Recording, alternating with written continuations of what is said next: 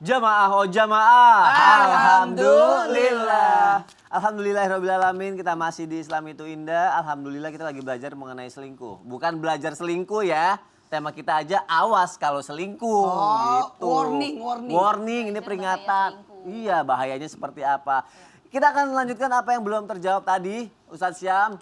Apakah di zaman Nabi terdahulu ada orang yang udah selingkuh? Atau baru sekarang aja nih selingkuh ini lagi marak gitu Ustadz Syam? Subhanallah. Mohon penjelasannya Ustadz. Tapi guruku Ustadz Maulana, saya Syifah, Mas Soni serta guru-guru kami yang dimuliakan Allah Subhanahu wa taala, di bulannya baginda Nabi sallallahu alaihi wasallam, bulan kelahiran beliau, kita menceritakan bagaimana kebaikan Rasulullah sallallahu alaihi wasallam, keadilan baginda Nabi sallallahu alaihi wasallam, sehingga orang-orang datang membawa cintanya kepada baginda Nabi sallallahu alaihi wasallam, karena Nabi memberikan cintanya pula kepada umatnya, begitu pula kepada para sahabatnya. Namun terlepas daripada itu semua, ada seorang wanita yang ternyata telah berselingkuh dengan lelaki lain.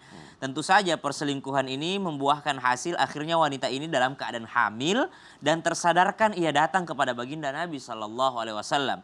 Dalam keadaan hamil ia datang kepada Rasulullah SAW dan mengatakan, "Ya Rasulullah, sucikan aku. Ya Rasulullah, tolong sucikan aku. Hukum aku di dunia ini sehingga aku tidak lagi dapat hukuman Allah Subhanahu wa taala di akhirat nanti.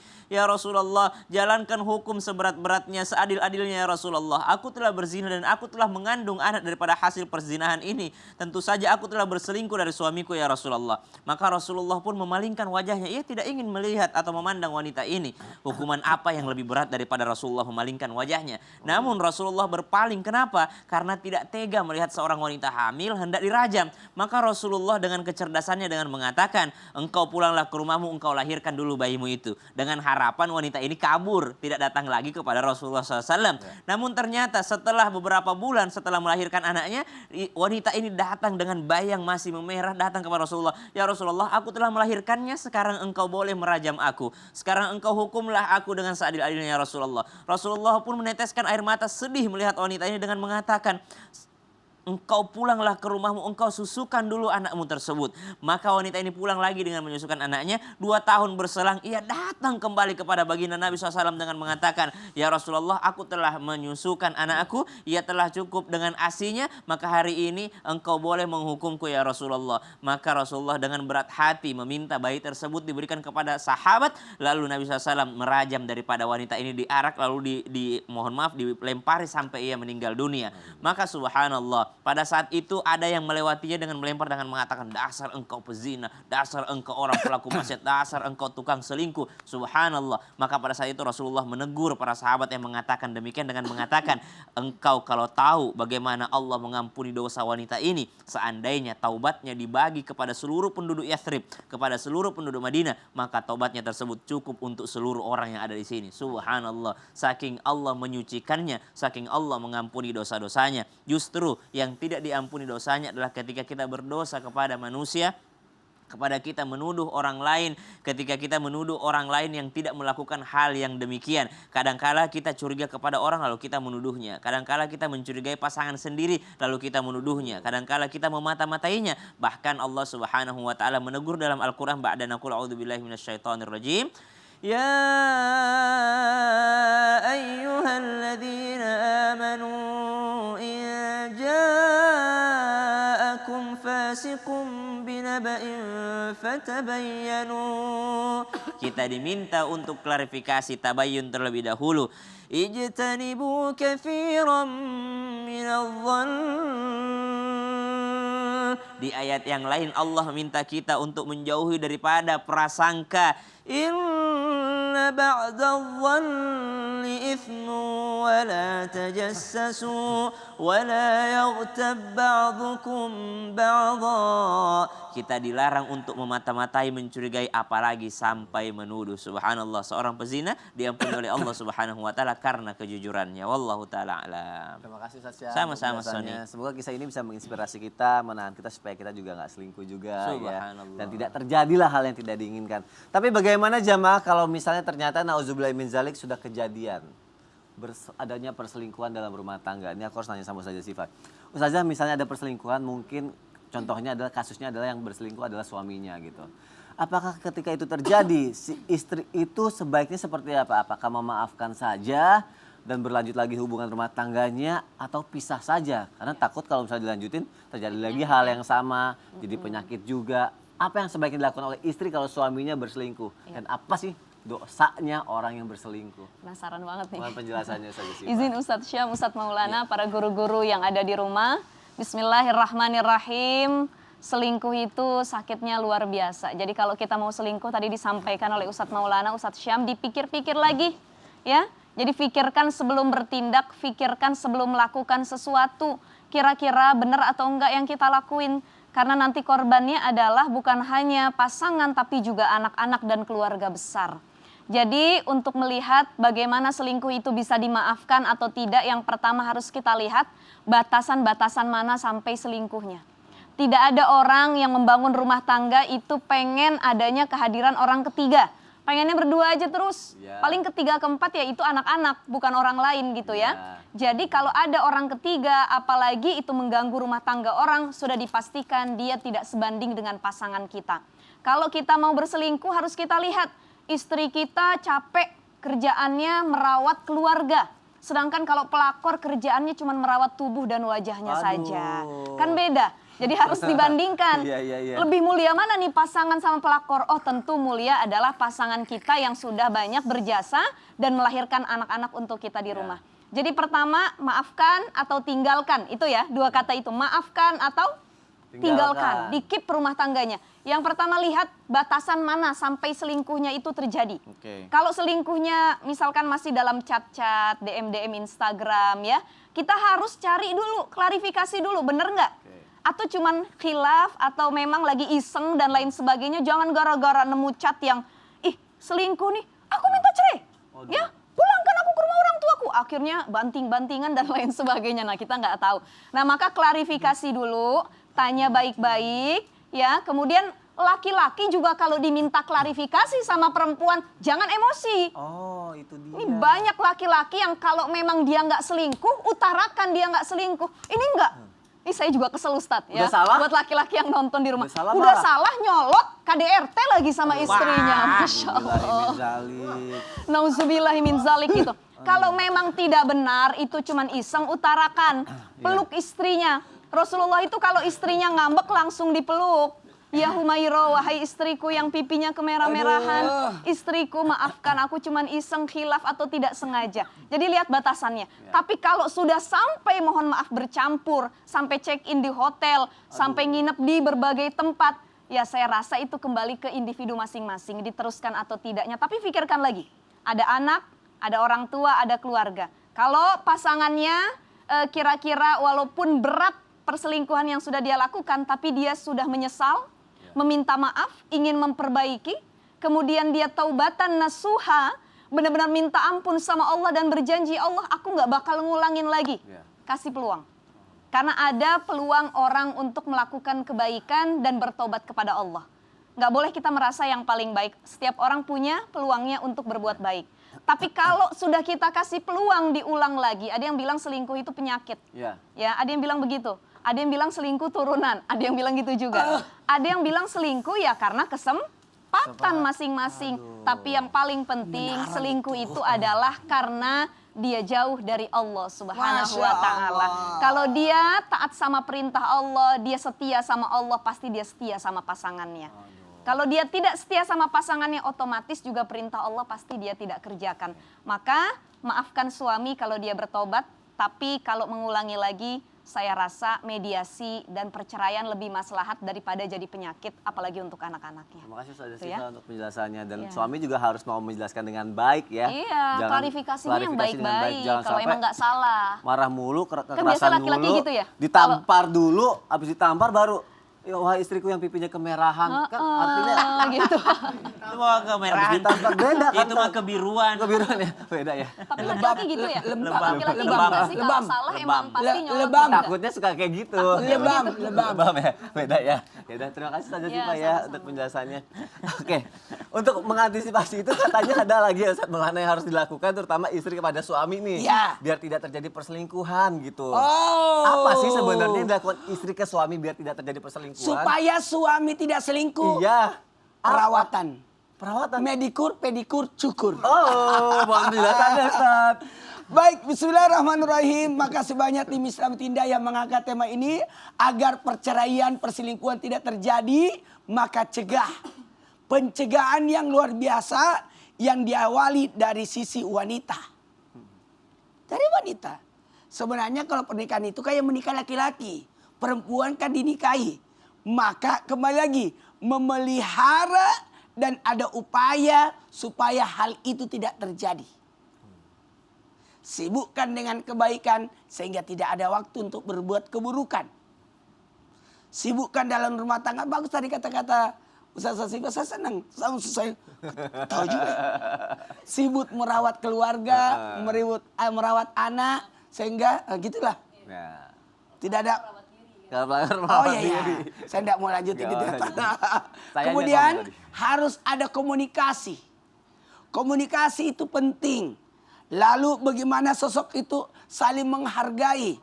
Makanya ada kalimat unna libasul lakum wa antum libasul lahunna. Makanya ada disebutkan sakinah, mawaddah, warahmah. 1, 2, 3. Sakinah, mawadah, warahmah. 1, 2, 3. Sakinah, mawadah, warahmah. 1, 2, 3. Udah, banyak banget. Sakinah, mawaddah, warahmah. Maka ketenangan, saling pengertian, cinta, kasih, dan sayang. Bagaimana kita saling mencinta, saling memahami, mengerti, itu penting. Makanya kalau mau suaminya tidak selingkuh, ada solusinya. Mau? Mau. Puaskan matanya. Sehingga tidak melirik wanita lain. Puaskan hatinya. Perhatian, kasih sayang. Sehingga dia tidak mencari kasih sayang di tempat lain. Puaskan perutnya. Sehingga aman. Aman, tidak akan ada perselingkuhan. Dan ada lagi. Puaskan. Apanya? Pokoknya kebutuhannya. Oh iya. Puaskan kebutuhannya. Saya mau kasih doa. Nih. Supaya suami tidak selingkuh. Oh iya. Bacakan supaya dia tidak melirik wanita lain. Ya. Bacakan di belakangnya nih. Ada lubang di sini. Ya. Bacakan di sininya. Ayo langsung Surah dibaca itu. Al-Fatihah 41 kali. 41 kali banyak banget.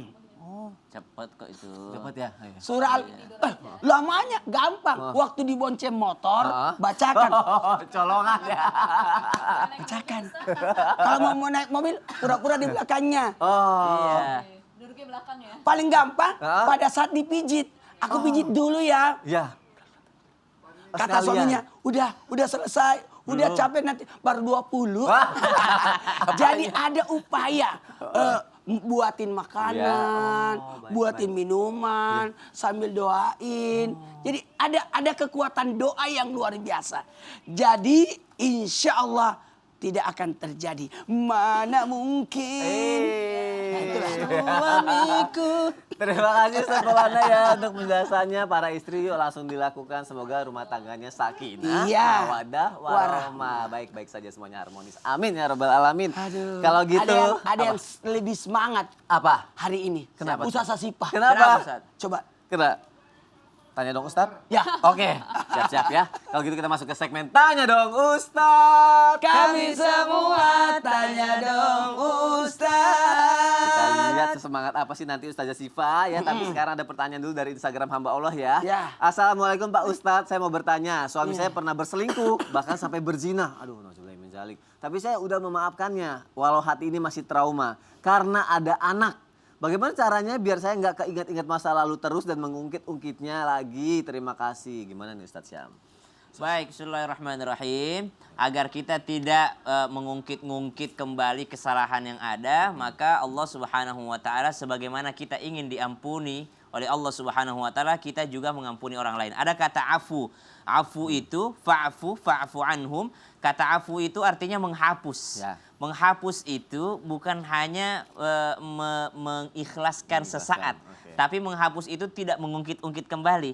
Orang yang telah menghapus atau memaafkan orang lain, mestinya dia tidak mengungkit-ungkit kembali. Bagaimana kalau masih ada sakit hati dalam hati Ustaz? Oh itu biasa itu.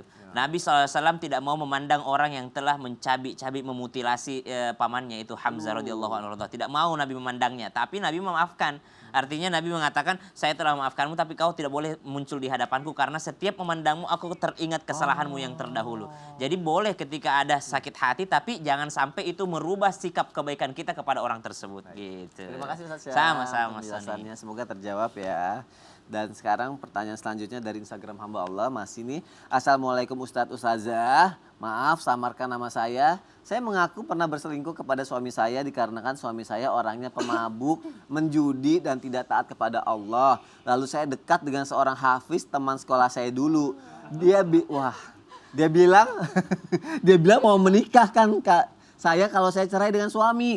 Tapi saya berpikir lagi kalau tindakan saya ini adalah tindakan saya ini salah atau tidak karena saya mau mencari yang lebih baik. Lalu bagaimana hukumnya itu Ustadz kalau saya memilih selingkuhan saya yang taat agama daripada suami yang tidak taat?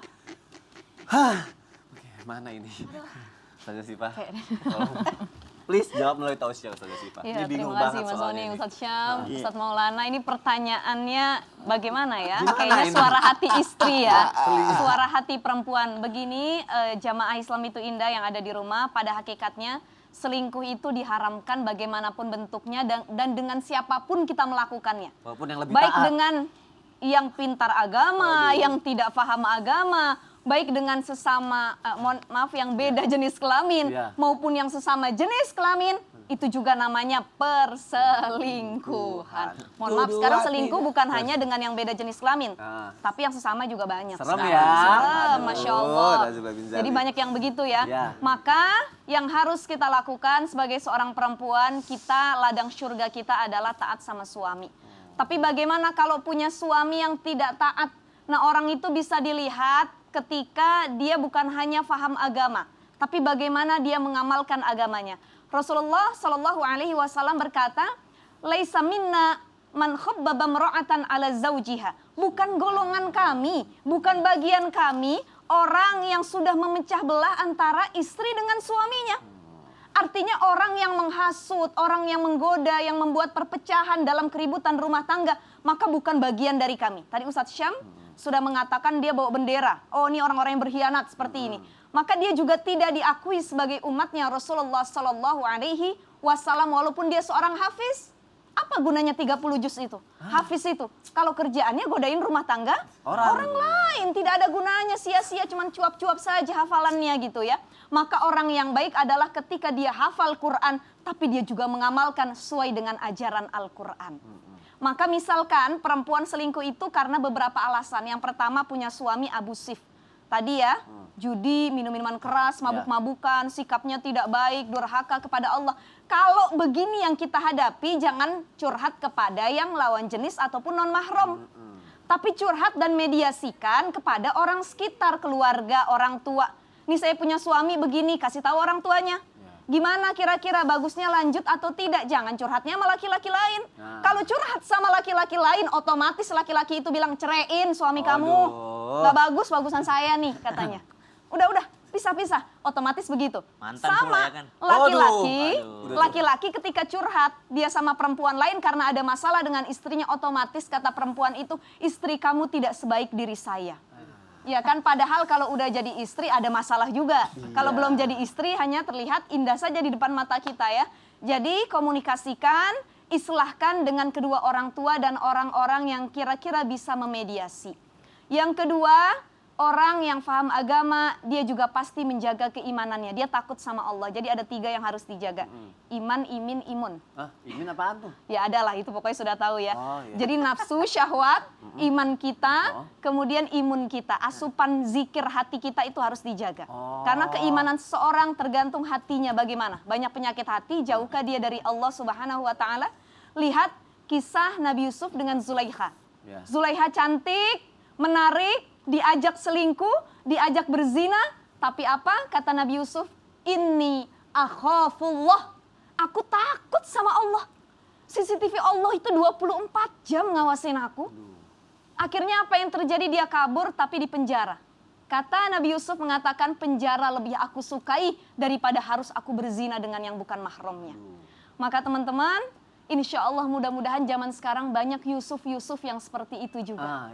Bukan hanya tampan, tapi dia juga bisa menjaga keimanan dan hatinya untuk tidak bermaksiat, apalagi mengecohkan dan membuat keributan dalam rumah tangga orang lain. Terima Wallahu kasih a'lam Ustazah bishawab. Syifa. Belum tentu kalau kita selingkuh ke depannya rumah tangga kita atau hubungan kita jadi lebih baik daripada sebelumnya. Takutnya cuma kenikmatan Kalau sesaat. udah nggak cocok ya udah sudahin, Udah. bicarakan antar dua keluarga. Iya, aduh. Nggak usah curhat sama yang lain. gitu. Selingkuh. Amit-amit. Amit-amit. Harusnya istighfar, astagfirullah. Coba tarik napas dulu. Astagfirullahaladzim. Kenapa lagi? Kepikiran bahas masalah selingkuh. Ustazah Syifa juga tadi sebelumnya sempat bahas juga karena selingkuh adalah faktor turunan juga. Masa faktor turunan bisa jadi menyebabkan selingkuh? Bener. Sony dulu tahu nggak? Apa? Tahu nggak dulu? Nggak tahu, makanya aku mau nanya habis ini. Apakah ada keturunan apa enggak? Emang tahu? Mau. Setelah yang satu ini. Jangan kemana-mana, tetap di Islam itu indah. Jamaah oh jamaah. Alhamdulillah.